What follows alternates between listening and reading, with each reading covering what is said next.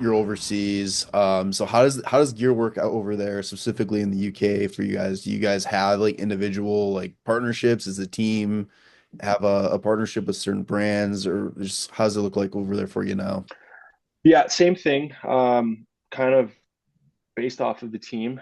Um, I was in Germany last year in the Del 2, and we were a strictly Warrior team.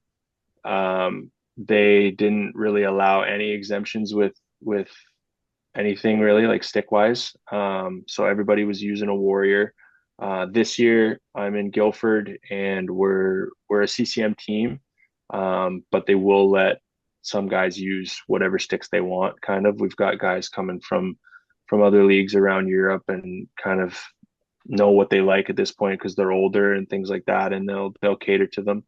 Um, so yeah, it's just really a matter of kind of what team you're on, and I do know that some teams have that same exemption that the coast would have, where you're like, okay, you'll still get your clothing and Gitch deal, if you don't go over maybe say three guys that are different than everybody else. But yeah, it's basically just based off team, really. Yeah, and how about because and I know like a good amount of gear people probably know that the majority of NHL players go through upwards of 100 sticks per season.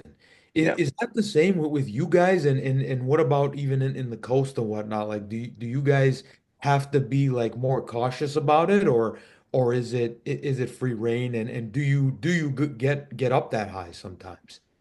Well, first of all, the Coast sticks were made never to break, so you could Oh, put the that thing over team. the Yeah, yeah, yeah, yeah, the yeah. team ones, you could put that thing over the bar and it'd last you another month. So those ones are tough to break, but yeah, in Europe it pretty much the same thing. Like, it's going to depend on team. There are a couple teams that aren't as financially well off as other teams, and they'll have hefty fines. If they see guys that are on one knee in the corner and a drive by comes along and they snap it in two, or yeah, I've definitely seen fines for sure. Just kind of like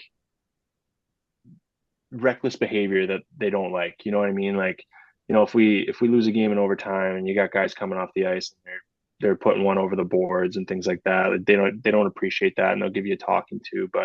But generally they're really good.